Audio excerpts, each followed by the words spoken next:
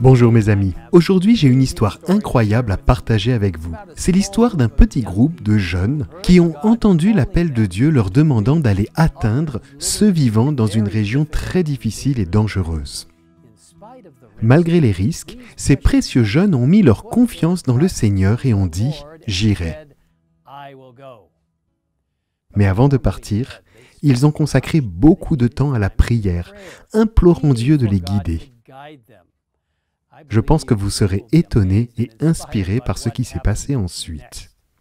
Cette histoire nous vient du pasteur Geoffrey Bwana, l'un de nos vice-présidents ici à la conférence générale.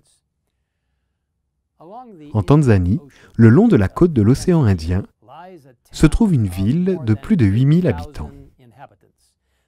La ville est principalement de confession non chrétienne, avec plus de 99% de ses habitants appartenant à cette confession. Elle est connue pour être une ville très superstitieuse, ce qui fait que beaucoup craignent cette ville et ses habitants.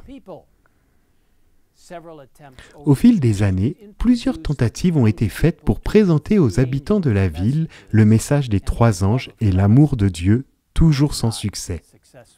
Mais en l'an 2000, un groupe de jeunes des églises d'une ville voisine, située à quelques kilomètres, a osé mener un projet d'évangélisation dans cette ville. Après une préparation simple, ils se sont rendus en ville et ont loué un logement. Sachant que le travail qui les attendait était délicat et risqué, ils ont décidé de passer 2 semaines en prière, implorant l'intervention de Dieu pour le salut de ses habitants. Étonnamment, quelques jours plus tard, ils ont reçu l'autorisation du gouvernement de la ville de tenir des réunions religieuses. Il est alors devenu de notoriété publique que les jeunes adventistes allaient tenir des réunions. Les jeunes ont continué à prier régulièrement, choisissant d'avoir leurs moments de prière spéciaux tôt le matin au bord de la mer, avant que les habitants de la ville ne se réveillent. Les jeunes adventistes se réunissaient fidèlement au bord de la mer chaque matin avant l'aube, s'adressant au Seigneur au nom des habitants de la ville et priant pour les réunions d'évangélisation. Un matin, à leur insu, des jeunes hommes ont été envoyés par les anciens de la ville pour aller tuer ces jeunes adventistes avant qu'ils ne commencent leur réunion dans la ville. Ils avaient entendu dire que ces jeunes adventistes commençaient leur journée par des prières au bord de la mer à 5 heures du matin et ont décidé que ce serait le meilleur endroit et le meilleur moment pour les tuer. Un matin, alors qu'ils se rendaient à la plage, ils ont trouvé les jeunes adventistes agenouillés en prière au bord de la mer.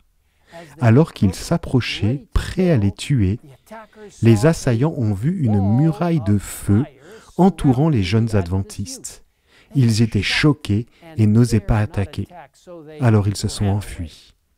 Les jeunes adventistes poursuivirent leur programme et commencèrent les réunions. Mais les anciens de la ville étaient déterminés à les arrêter.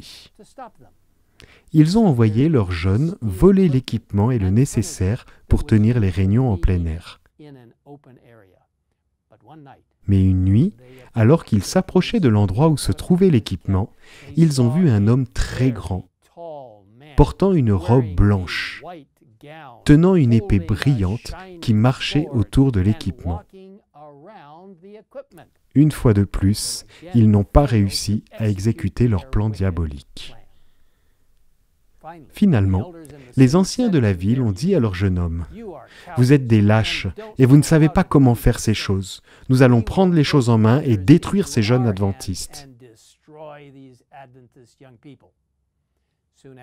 Peu de temps après, alors que les réunions se déroulaient en plein air, 2 anciens vêtus de l'habit traditionnel ont traversé la foule et se sont dirigés vers l'avant où les jeunes adventistes prêchaient. Mais avant qu'ils n'atteignent le front, les anciens de la ville se sont mis à courir et à sauter en criant « Nous brûlons, nous brûlons !» Ils se sont précipités vers le prédicateur mais sont ensuite sortis derrière lui. Fait intéressant, alors que personne n'a vu de flamme, les intrus ont agi comme s'ils étaient en feu. Plus tard, ces mêmes dirigeants ont expliqué qu'ils voulaient attaquer le prédicateur, mais qu'ils avaient vu une muraille de feu l'entourer. Après cela, les jeunes hommes de la ville ont approché les jeunes adventistes, les interrogeant sur les pouvoirs surnaturels qu'ils utilisaient pour se protéger des attaques. Les jeunes adventistes leur ont répondu qu'ils ne croyaient pas aux superstitions et qu'ils n'avaient rien à voir avec elles.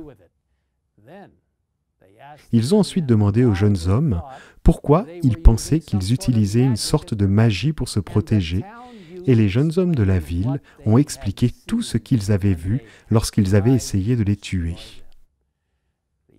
Les adventistes ont expliqué avec joie qu'ils servaient le Dieu vivant du ciel et bénéficiaient de la protection des anges divins envoyés par Dieu.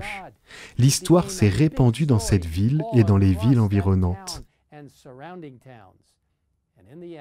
Et de nombreuses personnes ont fini par être baptisées.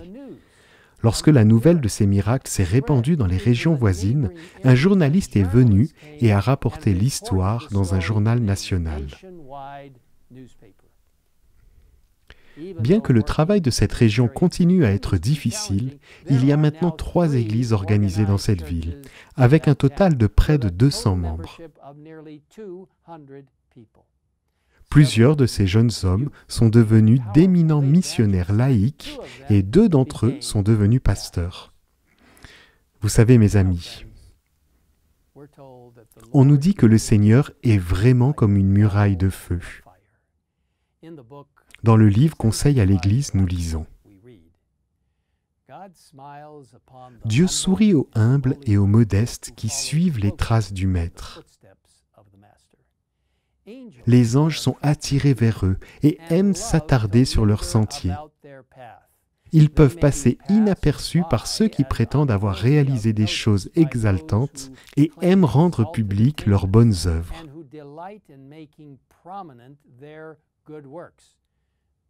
Mais les anges célestes se penchent avec amour vers eux et constituent une muraille de feu autour d'eux. » Et dans Historical Sketches, Ellen White présente cette belle idée. Nous devons chercher à séparer le péché de nous, en nous appuyant sur les mérites du sang du Christ. Et alors, au jour de l'affliction, lorsque l'ennemi nous presse, nous marcherons parmi les anges. Ils seront comme une muraille de feu autour de nous, et nous marcherons un jour avec eux dans la cité de Dieu.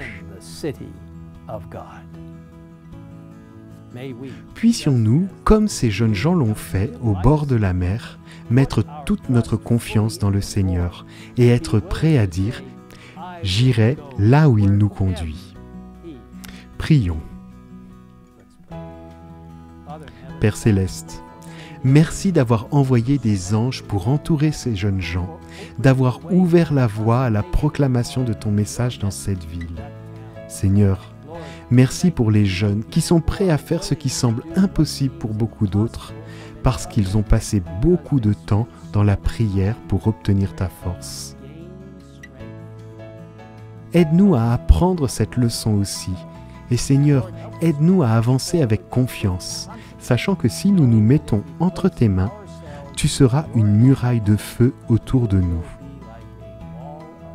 Merci de nous entendre et de la promesse de ton retour prochain. Nous te demandons tout cela au nom de Jésus. Amen. In the name of Jesus. Amen.